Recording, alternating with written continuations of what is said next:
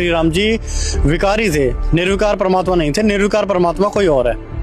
प्रमाण दिखाइए आप। जी, आपके समक्ष हम दिखाते हैं श्री वाल्मीकि रामायण से हिंदी टीका सहित भाग 1। ठीक है, जिसके संपादक है श्री खेमराज श्री कृष्णदास प्रकाशन, बंबई से प्रकाशित है ये। इसी के आप आएंगे अरण्य कांड में। ठीक है जी, सर्ग 47। उस समय मरीचि नामक जो राक्षस था वो मृग बन के उनके समक्ष जाता है, तो श्री राम जी उसको पकड़ने के लिए जाते हैं सीता जी के कहने पर। जब वो उनका वध कर देते हैं उसके बाद वो चिल्लाना शुरू कर देता है, तो श्री राम जी को पता चल जाता है कि एक छल था।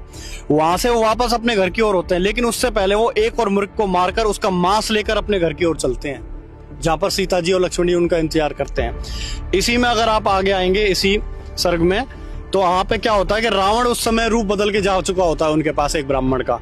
तो रावण को वो खुद आमंत्रित करती हैं कि आप यहाँ रुके शाम तक, क्योंकि मेरे पतिदेव वन में गए हुए हैं, आप कुछ देर विश्राम करें, मेरे स्वामी जो है वो नाना प्रकार के पशुओं का वध करके लेके आएंगे, तब हम आपका आदर सत्कार करेंगे। आप स्वयं पढ़ सकते हैं, हे द्विश्रेष्ठ, एक मुहूर्त भर विश्राम करो, अभी हमारे स्वामी बहुत सारे वनफूल, मूल, रूरू यानी कि हिरन, वराव, गोदा वध करके, स्पष्ट लिखा हुआ है, वध करके बहुत मांस द्रव्य ले यहाँ आते होंगे।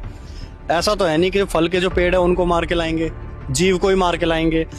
जब वह आवेंगे तब आपका भली भांति से सत्कार होगा, इससे विराजिए। तो यहाँ पे सीता जी स्वयं आमंत्रित कर रही है, क्योंकि वह स्वयं भी मांस भक्षण करते थे, जीव हिंसा भी करते थे, मांस का भी सेवन करते थे। इसी का प्रमाण आपको दूसरी पुस्तक से भी दिखाते हैं। ये है श्री रामचरितमानस, तुलसीदास जी द्वारा रचित। इसके अंदर आप आएंगे बालकांड के अंदर, आप देखेंगे दोहा नंबर 204।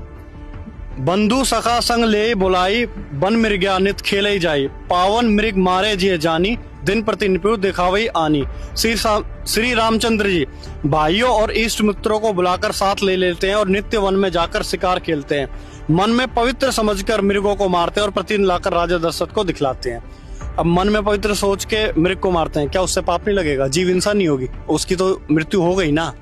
उससे आगे आप क्या देखेंगे कि जय मृग राम बाण के मारे, ते तनु तजे सुरलोक सिधारे, अनुज सखा संग भोजन करही, मात पिता आज्ञा अनुसरही।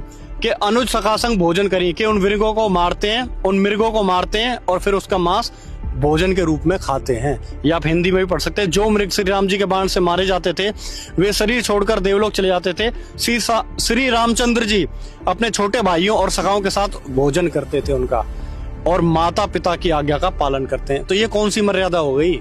ये तो साफ साफ स्पष्ट दिख रहा है कि वो विकारी थे, मांस भक्षण वो कर रहे हैं। इसके साथ साथ आपको दिखाते हैं कि वो मदिरा का भी सेवन करते थे।